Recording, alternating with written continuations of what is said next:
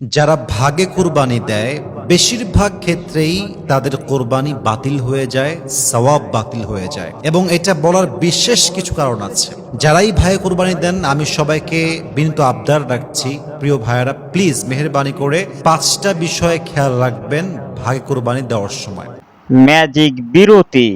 1 number, যারা 7 জন মিলে শেয়ারে কোরবানি দিচ্ছেন খেয়াল রাখবেন ভাগে কোরবানি দেওয়ার ক্ষেত্রে সকলের নিয়ত সহি আছে কিনা। কারণ আর নিয়তুল ফাসিদা, প্রথম ব্যাপারটাই হচ্ছে এরকম, আর নিয়তুল ফাসিদা, যদি কোনো একজন ব্যক্তির নিয়ত খারাপ হয়, অর্থাৎ 7 জনের মাঝে একজনের নিয়ত হচ্ছে শুধু গোস্ত খাবো, জাস্ট গোস্ত খাবো, এটাই তার ইন্টেনশন, তবে আপনাদের কোরবানি বাতিল হওয়ার সম্ভাবনা অনেক বেশি।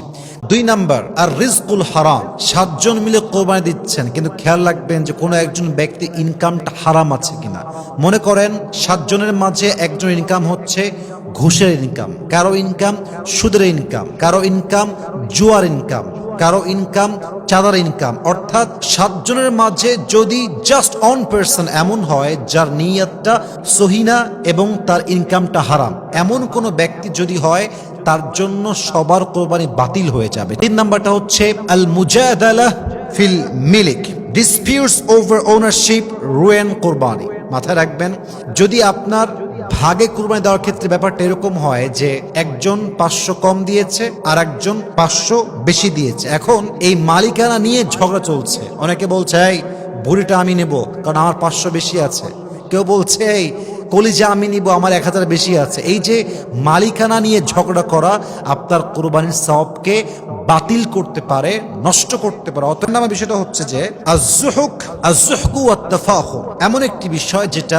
অনেকের মাঝে আজকাল দেখা যায়। বেশিরভাগ কুরবানি হয় শো অফের উপর। দেখবেন যে কেউ অনেক বড় কুরবানির জন্য গরু কিনে এবং এটা সেলফি তুলে ফেসবুকে দেয়, আপনার স্টোরিতে দেয়, টিকটক মেক করে, জাস্ট একটাই উদ্দেশ্য, গরু যদি বড় কিনেছি আমি, আমার ভিডিও ভাইরাল হবে বেশি।